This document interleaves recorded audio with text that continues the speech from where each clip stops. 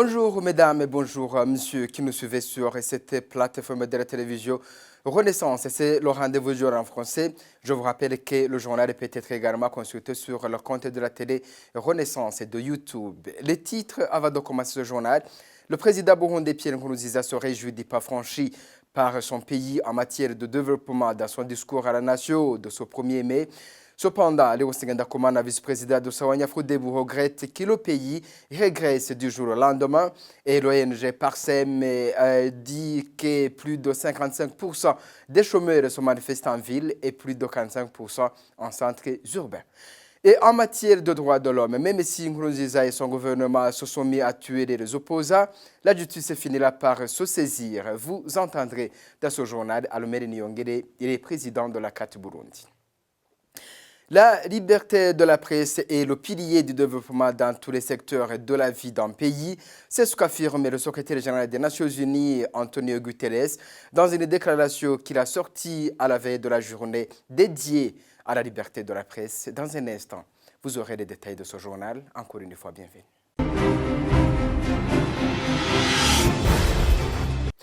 Débutons ce journal par cette page politique. Beaucoup d'efforts ont été consentis cette année dans la lutte contre le chômage. Ainsi s'est félicité Pierre Nkurunziza, le président burundais, dans le discours à la nation à l'occasion de la journée internationale de ce 1er mai 2019. Le chef de l'État salue les réalisations dans les divers domaines de la vie nationale.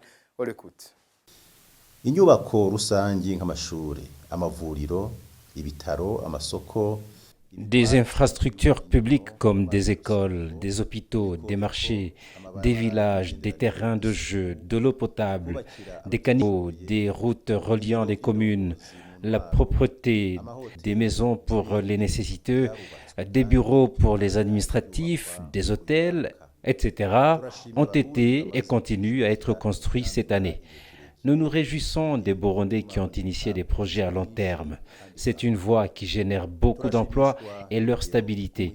Nous nous réjouissons des bonnes récoltes des aliments, la récolte des produits d'exportation, surtout le café, sans oublier la moisson dans le domaine des minerais et dans le domaine de la collecte des taxes et des impôts.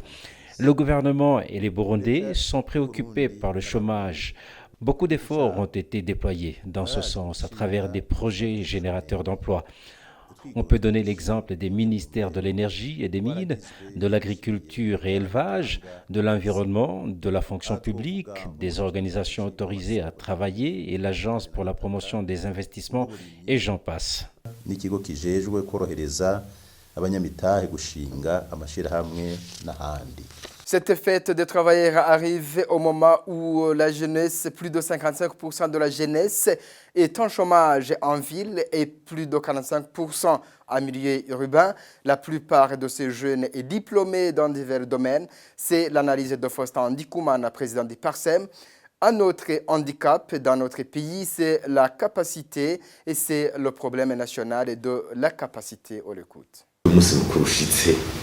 Ibintu bijanye n'agashomeri birengeje cyane na cyane mu gwaruka. Cette fête de travailleurs arrive alors que le chômage bat son plein surtout dans la jeunesse. Cette dernière, c'est un facteur de production. Si on regarde les enquêtes faites par les organisations qui ont cette compétence, le taux de chômage dans la jeunesse est de 55% en milieu rural, alors qu'il est de 45% en milieu urbain. C'est un constat très amer et c'est visible à voir la jeunesse dans la ville et même en milieu rural qui déambule alors qu'elle a des diplômes des humanités générales, d'enseignants, même des licences. Vraiment, on voit que c'est un problème très sérieux. Il y a un autre phénomène très préoccupant appelé sous-emploi, c'est-à-dire des gens qui ont des emplois mais qui travaillent à temps partiel, surtout dans le secteur agro-pastoral. Dans les statistiques récemment faites par l'ISTEBU, le sous-emploi dépasse 45% en milieu rural et plus de 30% en milieu urbain. Au Burundi, nous avons un handicap qu'on appelle problème national de capacité. La capacité des personnes qui sont sur le marché du travail au Burundi. Si on regarde bien, les cultivateurs ont quel niveau de connaissance à la matière? Est-ce qu'ils ont une technicité suffisante à la matière? Les menuisiers, les maçons, ont-ils une formation professionnelle qu'il faut? Si on regarde le système éducatif dans notre pays, il est normal qu'on trouve une cultivatrice qui n'a jamais mis le pied à l'école. Elle a quelle technicité à la matière? Même ce qui étudie maintenant, est-ce que c'est lui qui étudie l'informatique? Il a le temps suffisant de manipuler l'ordinateur pour en avoir la maîtrise en l'oreillant des humanités générales. Peut faire quoi sur le marché du travail? Notre système de formation a des lacunes. Deuxièmement, c'est la culture de l'honnêteté qui n'est plus une valeur dans notre pays. Il y a des gens qui ne croient plus en cette valeur de récolter ce qu'on a sémé. Travail honnête no kuvuga kumva ko ushobora kurya ivyo wabiri yakuye umva hari abantu ivyo babisezereye. Et pour Léonce Ngendakumana, vice-président du parti Sawanya-Frodebu, c'est regrettable que cette fête du travail arrive au moment où le travailleur burundais n'est plus responsable de son salaire suite aux contributions en cascade lui imposées par les autorités de l'État. C'est la lecture faite par Léonce Ngendakumana, vice-président du parti Sawanya-Frodebu. Pour lui, même le maigre salaire qu'il perçoit ne lui sert à rien suite à la dévaluation de la monnaie burundaise. Écoutez, Léonce Ngendakumana. Le travail burundais aujourd'hui ne va pas célébrer cette journée dans la joie, ne va pas célébrer cette journée avec sa famille parce que les conditions de vie, les conditions du travailleur sont devenues insupportables par le fait même que le pays est devenu extrêmement pauvre où la misère, le chômage battent leur plein, les maigres salaires que perçoit le travailleur sont gérés non pas par le même travailleur, mais par les autorités de l'État qui répartissent son salaire comme ils veulent, tantôt ici, tantôt là, tantôt dans aussi, de telle sorte qu'il ne lui reste que des miettes. Et même ces miettes, il ne peut pas les utiliser parce que les impôts et taxes sont devenus énormes sur lui. Et la monnaie a été dévaluée à tel point qu'il ne peut rien acheter pour effectivement être fier, être satisfait de cette journée avec sa famille. Donc vous comprenez que dans un pays où la pauvreté, la misère et le chômage battent le plein, dans un pays où un citoyen n'est pas libre, le travailleur ne peut pas être libre non plus, vous comprenez que cette journée va passer à côté de nous. Nous n'allons pas pouvoir la célébrer. Léonce Ngendakumana fait appel à la population burundaise de revendiquer les droits citoyens jusqu'à ce qu'elle soit au centre des préoccupations de chaque pouvoir. On l'écoute encore une fois.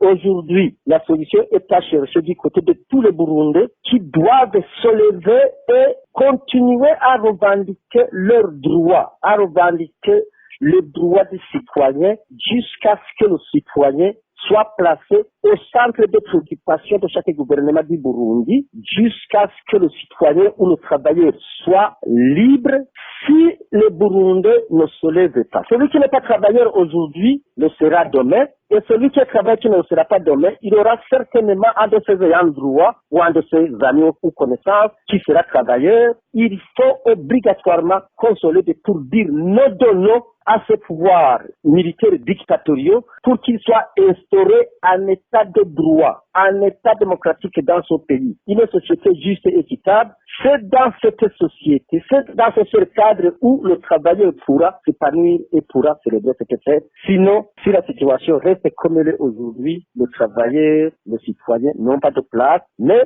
je suis sûr et certain que demain après demain, le travailleur et le citoyen vont se libérer de ces pouvoirs. Et les défenseurs des droits de l'homme ne manquent pas de critiquer le discours de Pierre Nkurunziza, malgré que lui et son gouvernement se lançaient à massacrer la population dans les manifestations anti-troisième mandat. Ils ne sont pas sortis vainqueurs. Ceux qui sont accusés des crimes doivent être arrêtés et vont comparaître devant la justice. L'annonce est faite par M. Maître Almer Niongere, un des avocats des familles qui ont perdu les leurs auprès de la CPI. C'est après la commémoration de 4 ans des manifestations anti-troisième mandat et les crimes qui en ont suivi. Je vous propose de suivre Maître Almer Niongere. Il n'est pas sorti vainqueur parce que c'était un mouvement citoyen qui avait été mis en place par la société civile, les partis politiques et tout autre Burundais qui sont manifestés pour contester le troisième mandat de Pierre Nkurunziza. Pierre Nkurunziza ne peut pas, maintenant vous savez qu'il ne peut pas voyager, il a peur. Il a peur de quoi? il n'est pas vainqueur. Le Burundi est sous enquête de la Cour pénale internationale, l'enquête de la CPI, de la justice internationale. Demain après demain, il y aura des mandats d'arrêt contre les auteurs de crimes commis au Burundi. Est-ce que ça, c'est une victoire? Et il y a une enquête des Nations Unies qui est en train de diligenter des violations commises au Burundi. Ça, ce sont les Nations Unies qui sont en train de diligenter une enquête. Est-ce que vous pensez que ces enquêtes, ces rapports produits par les Nations Unies sont inutiles? Je ne pense pas. Je pense qu'il n'est pas vainqueur, il a peur et demain après demain, vous verrez, ces personnes seront traduites en justice. Nous poursuivons notre journal. La liberté de la presse est une condition primordiale dans le développement durable de la justice, de la paix et des droits de la personne humaine. C'est l'appel d'Antonio Guterres, secrétaire général des Nations Unies, lors de la journée mondiale de la liberté de la presse, célébrée chaque 2 mai de chaque année. Antonio Guterres demande à toutes et à tous de défendre les droits des journalistes car leur travail aide à bâtir un monde meilleur pour tous. A free press is essential for peace, justice, sustainable development and human rights. No democracy is complete without access to transparent and reliable information. It is the cornerstone for building fair and impartial institutions, holding leaders accountable, and speaking truth to power. And this is especially true during election seasons, the focus of this year's World Press Freedom Day.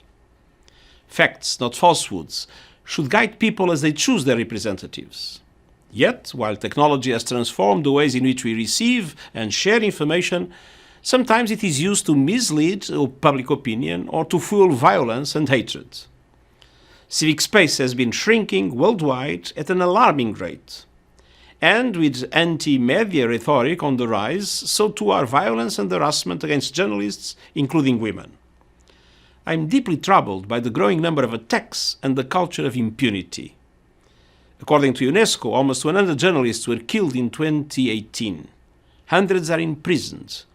And when media workers are targeted, societies as a whole pay a price. On World Press Freedom Day, I call on all to defend the rights of journalists whose efforts help us to build a better world for all. Thank you. Mais nous cheminons vers la fin de ce journal, mais avant de le clore, il faut qu'il y ait la volonté de poursuivre ceux qui commettent des crimes à travers l'Internet, comme on poursuit ceux qui commettent des crimes par des voies classiques. Paul Kagame, président rwandais, l'a déclaré dans une réunion de la commission appelée Broadband Commission qui s'est tenue au siège de Facebook à San Francisco, aux États-Unis. Suivez Paul Kagame, président rwandais. Large-scale violence is always preceded by a process of dehumanization. Les actes de violence contre l'humanité sont toujours précédés par le processus de déshumanisation à travers la propagation de mauvaises idéologies justifiant ces crimes contre l'humanité. C'est pour cela que nous devons parler de ces actes afin de voir comment on peut faire face à ces violences. On a connu cette histoire dans notre pays il y a 25 ans. Il n'y avait pas d'Internet au Rwanda en 1994. Pour dire que ce genre de violence n'est pas nouveau. Seulement, il y a des choses que nous devons comprendre qui ont été changées via la technologie. La première chose, c'est la rapidité de l'Internet qui facilite la propagation d'une information dans un meilleur délai. La deuxième chose, il est difficile de poursuivre les gens qui commettent les crimes en passant par l'Internet. Il le faut anonymement. We do not need special rules and regulations for Nous n'avons pas besoin de lois et de règles spéciales pour cette question. Nous n'avons pas aussi besoin de gêner la liberté d'expression pour empêcher les gens d'avoir accès à l'Internet. Cela pourrait bloquer le développement et causer l'inégalité sociale. Nous avons plutôt besoin de mettre en place des mesures pouvant améliorer des lois pour sanctionner les actes de crimes sur l'Internet, comme nous le faisons pour les autres ne passant pas sur l'Internet. We simply need the means to enforce our laws and hold individuals accountable for what they do online just as we do offline. Voilà, mesdames et messieurs, c'est ici que prend fin ce journal. Merci de nous avoir suivis. Au revoir et au prochain rendez-vous.